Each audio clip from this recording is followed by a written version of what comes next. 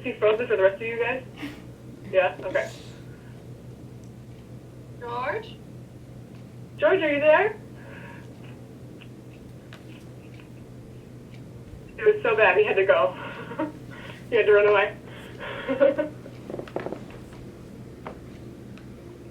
Oh no. I thought you did really good. Ace, you're the teacher now. All right, well, notes. Yeah. I did not take notes. That's fine. It's alright. I just wish it was in person, to be honest. Especially, like, seeing my friends and, like, having to, like, stay after school to, like, get the extra time to, like, actually understand the material was really nice. And, like, I know, like, the teachers are like, oh, you can stay on the Zoom if you need to. I'm like, well, I actually have other stuff I need to do. So it can be boring sometimes, but definitely different. So I'm gonna go that way, back door. All right.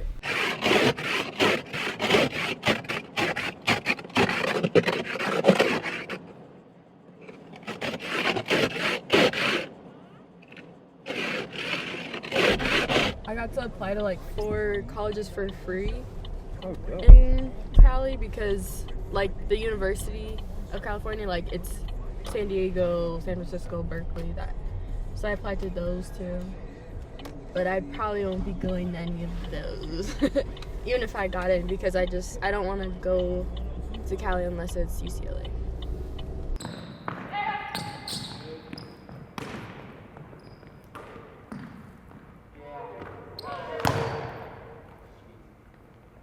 That was a good one. So right now I'm looking at the video footage I took from yesterday's game, and I just go through and like pick out the best videos I took so I can let him know this is what should be on their new Instagram page. Alright, just play that one. Yeah, I think there's some good ones in here.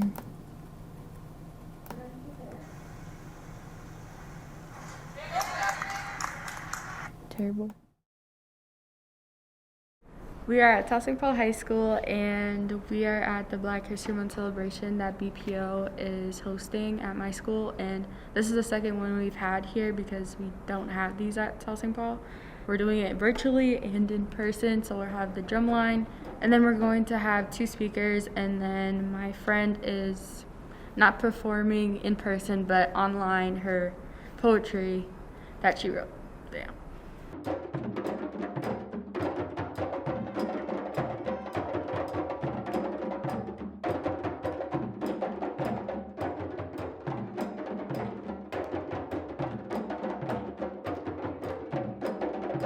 So I'm a singer this year for BPO, and I don't know like what's going to happen after I leave because there's a lot of people that might move out there this year at South St. Paul.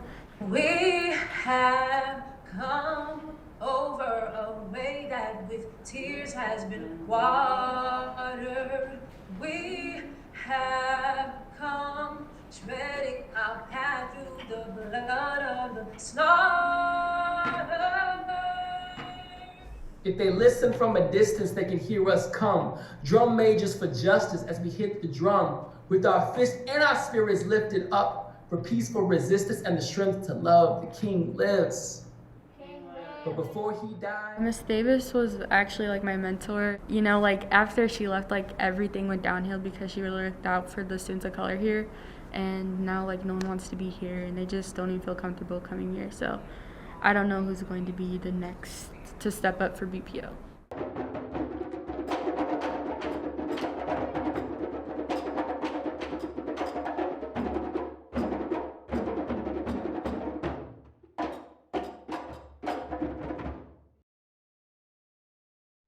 Jessica Davis, Jessicadabis,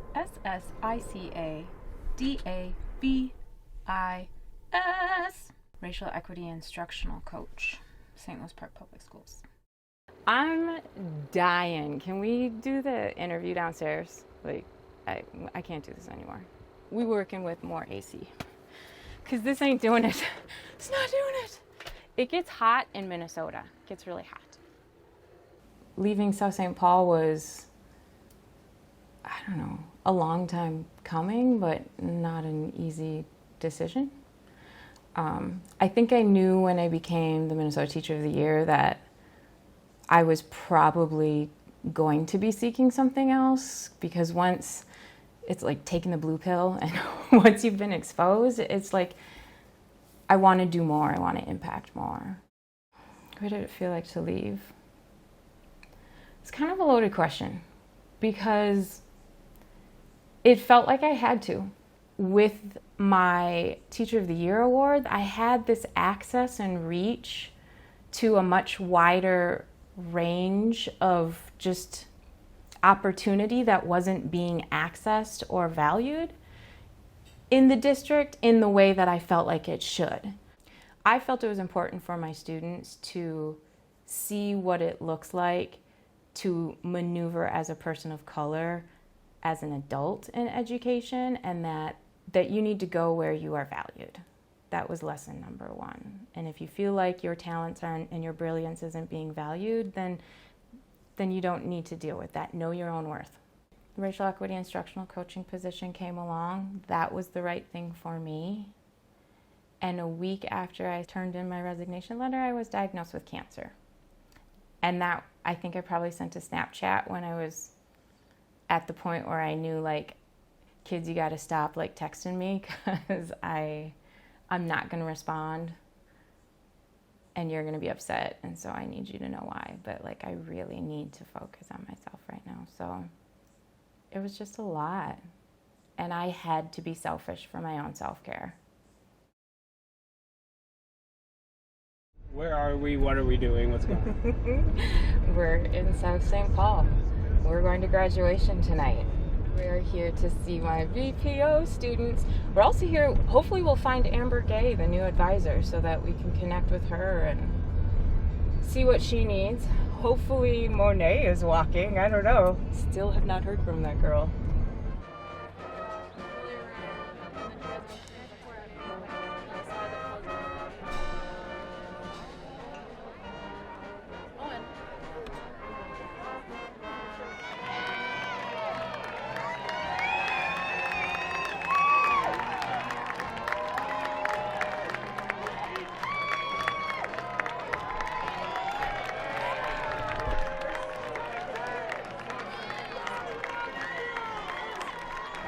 So Amber Gay is, to my understanding, the advisor of the Black Pride organization. Now that we're going to be in person and like I don't have cancer anymore and I'm ready to be able to be in that space again, I'm not nearly as angry as I was initially. We can do a take two. I can do a transition now. South St. Paul High School. We are gathered here with one purpose in mind, to honor a very special group, our seniors. We made it. We did it.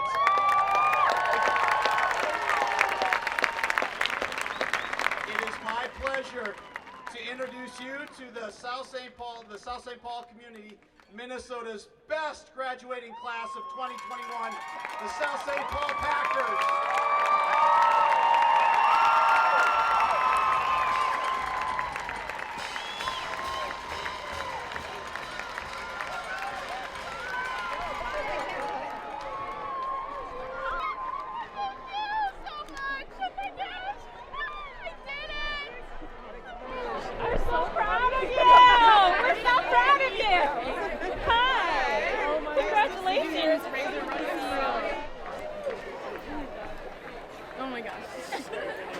I have some people that might want to join BPO. Yes, please. I was thinking we should do like a big flyer. Yes. And America will mail them out this summer, and all of us sit down and like game plan. Yes, please. That would be so nice.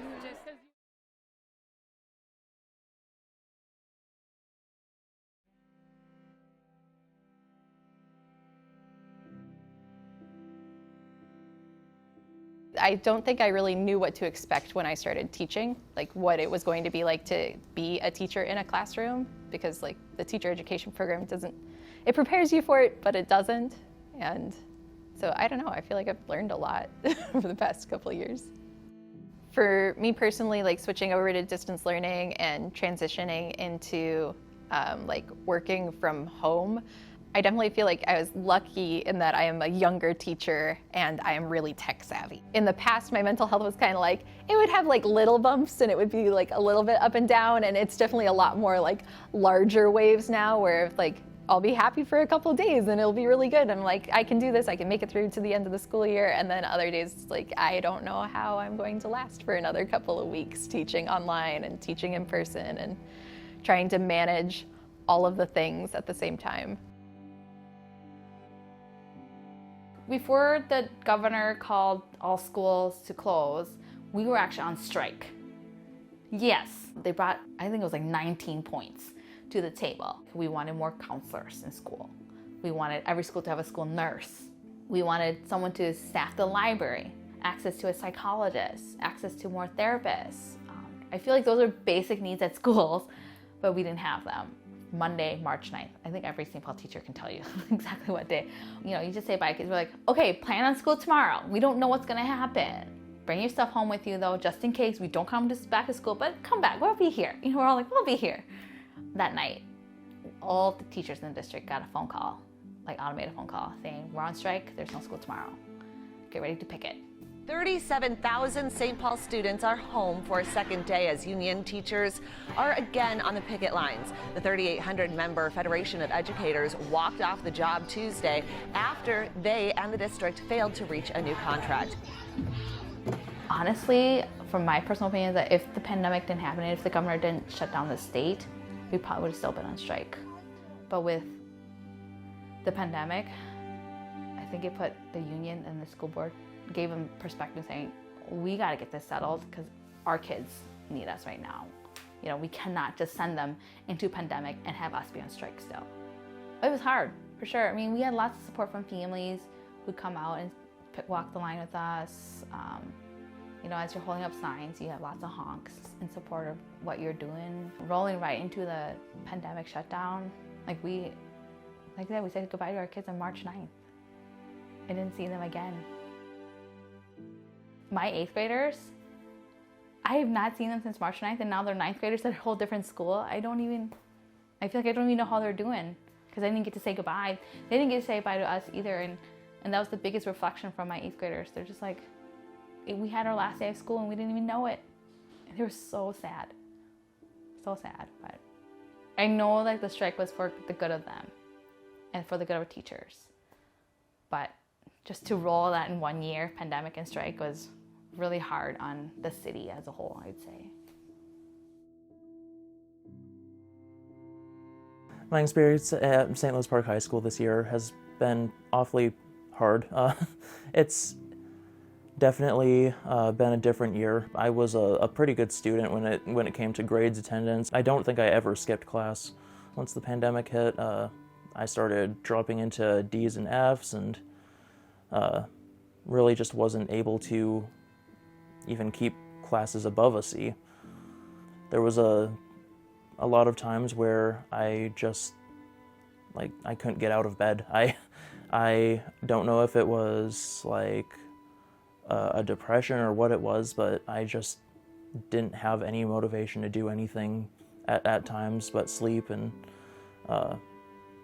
even like things like eating and drinking and all that, I didn't really have motivation to do. I wanted to get my grades back up. I just didn't have the motivation to get up and do it. It was a like, in my head, I need to do this, but I wouldn't do it. I like almost physically couldn't push myself to do it.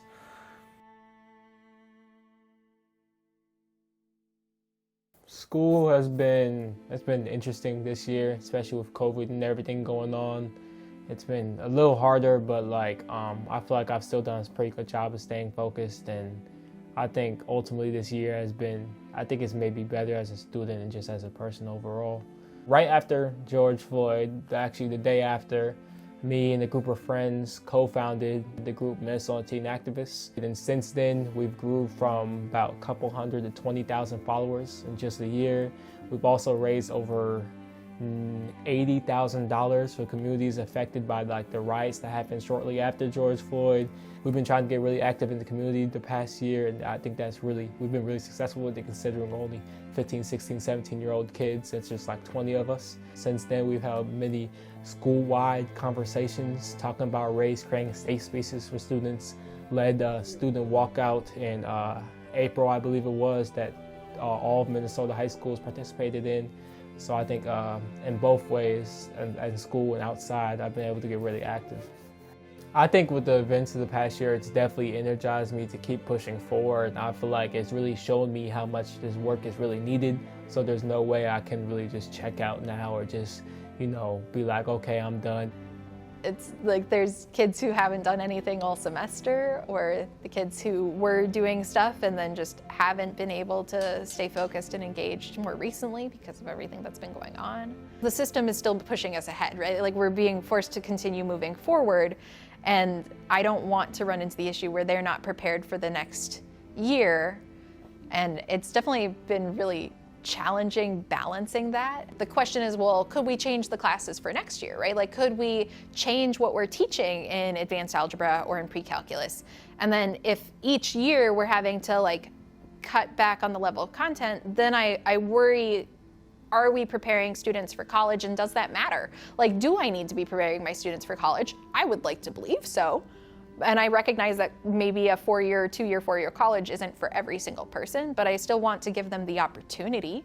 I don't want to be the limiting factor there. And I think that's one of the big conversations our department has had as a whole, is like, we don't want to prevent any of our students from future success down the line. We want to make sure that we're providing them with what they need to be able to go on to get their degree in law and go make the changes that they're talking about right now while they're out protesting, and the changes that they want to see happening. For me, I'm in a unique situation where I also had a baby. My daughter is Zoe, and she is 7 months. So I spent part of this pandemic on maternity leave and a long-term sub in my school. It really put things into perspective, saying, you know what, I can do this. I can close my computer at 4 o'clock or 4:10 and not come back to it, because nothing's that urgent. But that's what I really learned, is boundaries. And I feel like a lot of my teacher friends are the opposite. They lost all their boundaries. I set my boundary, and I've been doing that, and I'm like, I can do this. I can be a parent and a teacher because I know where my boundaries are. And I felt comfortable saying no, because this other new life depends on me. I feel like I have to keep those boundaries. Because if I don't, I'm not going to be the mom that I want to be, nor am I going to be the teacher I want to be. With everything that happened over the summer in Minneapolis, it definitely, I would say, accelerated my racial equity journey. I definitely spent a lot more time having conversations and then trying to change some of my practices to like match what I had been learning. So like, I'm going to assume that my students are fully capable of doing math at high levels, but I'm also going to provide them with the supports that they need to be successful at those high levels. Maybe they're not going to have a strong system of like somebody who knows how to do the mathematics at home, but they're still gonna have somebody there that wants them to be successful and is gonna help them find success. And if they don't, like, just providing additional resources and being there as support without asking questions or anything. Now that I'm back in school, I definitely feel like it's turning around. I've definitely seen a really good turn for my mental health, and honestly, probably one of the happiest times in the past years is like right now in the present. I think COVID brought out the true character of everyone. Like, I feel like COVID kind of revealed, especially for teenagers, how you're gonna act amongst you and your friends in high school. So a lot of kids started, doing what they do, whether that be good or bad, or with all the events going around race, getting into activism, starting to use their voice. A lot of kids are kind of shyer before, are now more into the light, things like that. So I feel like 2020, 2021 for teenagers has definitely brought out like the true character in them. Students and families bring so much joy to my life. When we went back to school on April 14th and I saw my students for the first time this school year, it felt almost as good as seeing my baby at the end of a long day. Like, that's how close it is, And so like my heart was so full just from seeing them, even though they were all quiet and awkward because it's like the first day of school again, you know, so they're all quiet and awkward. But I was like jumping for joy and my heart was so full. And I think any teacher will tell you that the kids are what keeps us going.